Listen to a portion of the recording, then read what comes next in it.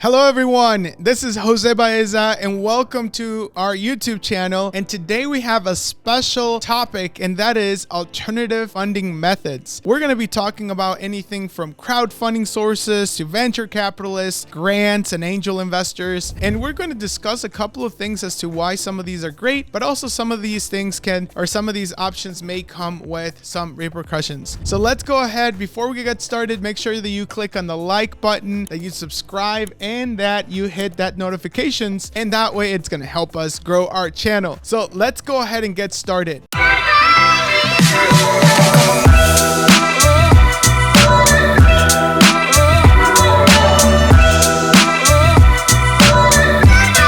The first thing is alternative funding sources can be a good option for businesses that can't or don't want to secure a traditional bank loan. Some of the reasons for that is that some people may not have the time that it takes for a traditional bank loan to actually approve. Also, sometimes traditional bank loans have certain requirements that businesses may not have. And that means that if you're a brand new startup, you may need some funding because you want to grow your business. But when the traditional bank loan, sometimes you do need to have some seasoning into that business. You have to be at least 6 months in it. If it's a startup loan, they want to see your business plan. They want to know if you have some real good, solid foundation as to why they can give you the money and they can expect it back. Sometimes startups can be a little bit challenging to fund because of that reason, but nonetheless, there are alternative funding sources, such as crowdfunding. So crowdfunding allows businesses to raise money from a large number of individuals, and these large number of individuals allows the lender to be a little bit more flexible as to what they lend on and also how much money they lend on. So because of that reason, this would be a good way to raise capital and build a customer base as a way for you to start growing your business and to start generating a little bit more trust in between lenders, banks in the future, build that credit on your EIN number or even your Dun & Bradstreet number. So it's really a good way for you to get started. The other option is really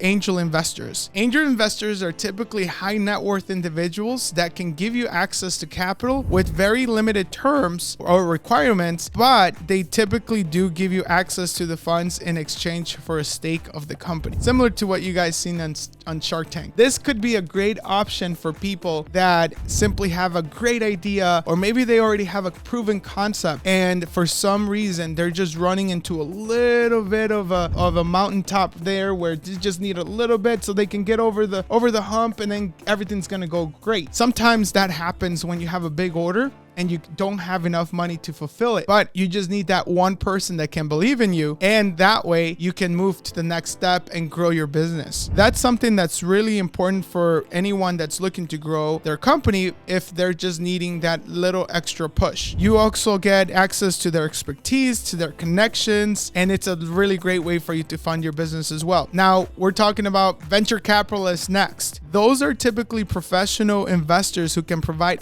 basically like a high growth businesses, right? And these are individuals that can give out a certain amount of money in exchange for an equity stake. Now, typically they focus on businesses with high potential growth. And this is something that you can get a big lump sum of money. And that's going to be usually in the millions, sometimes can be in the billions, but these individuals will typically invest on higher end businesses, something that's going to make their money work and be worth it. The other option is really grants. Now, grants are non-repayable funds for businesses. And we saw a lot of grants during COVID. We saw a lot of grants during the pandemic and all that things. But here's the thing. You can use these finances to project specific numbers in your company, because if you get $30,000 and you don't have to pay it back, it's going to allow you to have a chance to grow and be able to show that in your books. That way, other businesses or other lenders can go ahead and provide you access to more funding. The good thing is that when you're considering having a grant, is not necessarily that you can grow from it long term, because it is a very short term approach. Once you get access to the funds, that's it. You have to figure out what's your next step. And if you don't have a next step, that's where a lot of people run into issues. How you manage your money is really going to determine how you get access to more funding. So grants is a great way for you to start, and a great way for you to maintain your business from time to time, but don't rely on it too much, especially because they can be a little bit challenging to get across. Now, alternative funding sources may have, for example, different requirements and terms than traditional loans. So you want to make sure that you're looking into every little detail that's out there. You want to be able to see the details. So how much money are you paying off? Is there a prepayment penalty? What's the monthly payment? What are the repercussions if I decide to pay it off, let's say later than usual? Because sometimes there is an extension option on some of these loans. But you want to make sure that you are 1000% sure as to what you're getting yourself into before looking into these alternative funding methods. In addition to this, it is also very important to be sure that you have a well thought out plan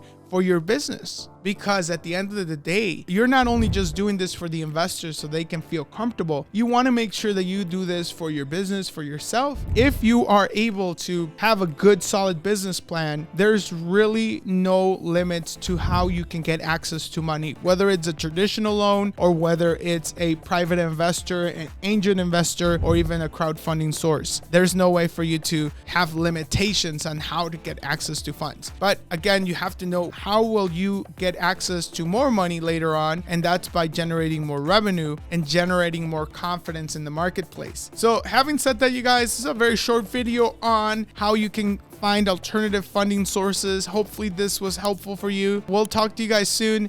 Thank you so much. Take care.